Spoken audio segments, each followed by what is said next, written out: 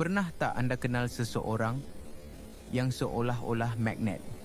Orang sentiasa tertarik pada mereka, memuji mereka, bersaing untuk mendapatkan perhatian mereka. Ia bukan sekadar populariti. Ia adalah sebuah sistem yang direka dengan teliti. Selamat datang ke harem seorang narsis. Istilah harem mungkin kedengaran dramatik, tapi ia tepat menggambarkan koleksi individu yang dikumpul oleh narsis untuk membekalkan sesuatu yang mereka dambakan. Pengesahan tanpa henti. Mereka ini bukan sekadar peminat. Mereka adalah sumber bahan api emosi. Pasangan romantik, bekas kekasih yang masih berharap, kawan rapat, malah rakan sekerja. Anda mungkin salah seorang daripadanya dan langsung tidak menyedarinya. Anda rasa istimewa, tapi sebenarnya anda hanyalah satu daripada banyak sumber tenaga. Bagaimana mereka melakukannya? Ia bukan sihir. Ia adalah psikologi manipulatif yang sangat licik. Mari kita pecahkan playbook mereka satu persatu. Taktik pertama, pengeboman cinta, love bombing. Ini adalah fasa bulan madu yang memeningkan. Pada peringkat awal, narsis akan menghujani anda dengan perhatian, pujian dan hadiah. Anda akan rasa seperti anda adalah orang yang paling istimewa di dunia. Saya tak pernah jumpa orang macam awak. Awak faham saya lebih baik daripada sesiapa pun. Ini bukan keikhlasan, ini adalah pelaburan. Mereka sedang membina satu landasan emosi yang tinggi supaya apabila mereka mula menjatuhkan anda, impaknya lebih dahsyat. Taktik kedua, triangulasi. Inilah cara harem itu dibina secara aktif. Narsis akan sengaja memperkenalkan pihak ketiga ke dalam hubungan anda. Ia boleh jadi bekas kekasih, kawan misteri atau malah peminat baru. Tujuannya untuk membuatkan anda rasa tidak selamat dan cemburu, supaya anda bersaing lebih kuat untuk mendapatkan perhatian mereka. Oh, Sarah, bekas kekasih, telefon saya semalam. Dia masih sayangkan saya. Tapi jangan risau, saya pilih awak. Kenyataan ini direka untuk memberi anda sedikit kelegaan. Dia pilih saya sambil menanam benih keraguan. Tapi dia masih berhubung dengan bekas kekasihnya. Mereka membuat anda sentiasa berada dalam keadaan berjaga-jaga. Sentiasa membuktikan nilai anda. Ia meletihkan. Dan itulah yang mereka mahu. Taktik ketiga, pengukuhan bersela, intermittent reinforcement. Ini adalah gam yang melekatkan harem itu bersama. Selepas fasa pengeboman cinta, narsis akan mula menarik diri. Panggilan menjadi jarang. Mesej menjadi dingin. Anda mula panik. Dan apabila anda hampir berputus asa, bam, mereka kembali dengan kehangatan, pujian dan kasih sayang. Sama seperti di permulaan, corak panas sejuk ini mewujudkan ketagihan psikologi yang kuat. Sama seperti perjudian.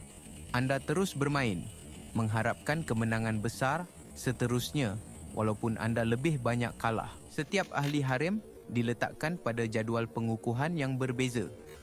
Apabila narsis bosan dengan anda, mereka beralih kepada orang lain. Apabila orang itu menjadi sukar, mereka kembali kepada anda. Ini memastikan sentiasa ada bekalan segar yang sedia untuk dieksploitasi. Tiada siapa yang mendapat 100% perhatian. Jadi semua orang sentiasa kelaparan. Taktik keempat, janji palsu masa depan, future faking. Mereka menjual impian yang tidak akan pernah menjadi kenyataan. Satu hari nanti, kita akan melancong ke seluruh dunia. Apabila saya sudah bersedia, kita akan berkahwin. Awak adalah orangnya. Janji-janji ini adalah umpan. Ia membuatkan anda terus melabur dalam hubungan itu, menahan layanan buruk pada masa sekarang dengan harapan untuk ganjaran pada masa depan. Tetapi, satu hari nanti tidak akan pernah tiba. Garisan penamat sentiasa dialihkan.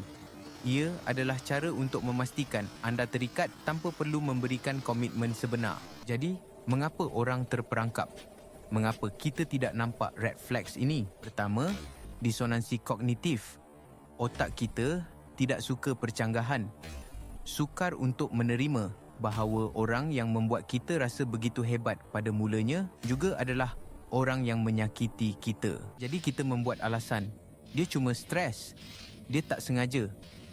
kita menipu diri sendiri untuk mengekalkan imej positif orang itu. Kedua, trauma bonding.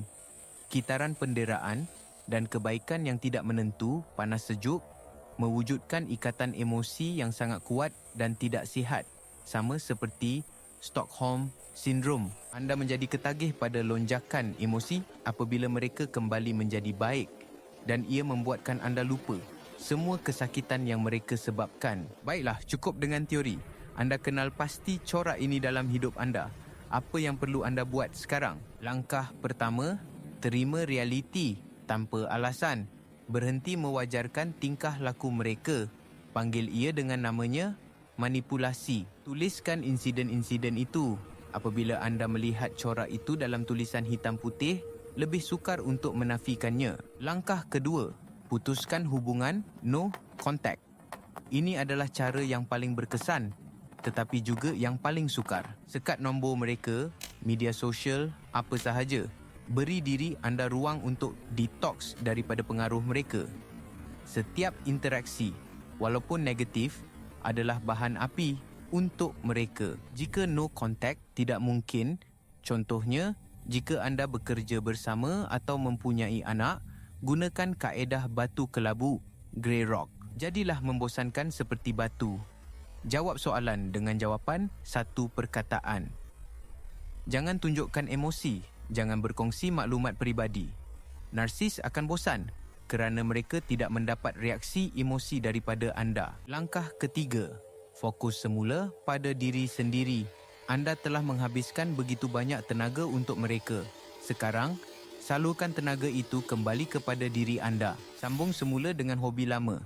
Luangkan masa dengan rakan dan keluarga yang benar-benar menyayangi anda.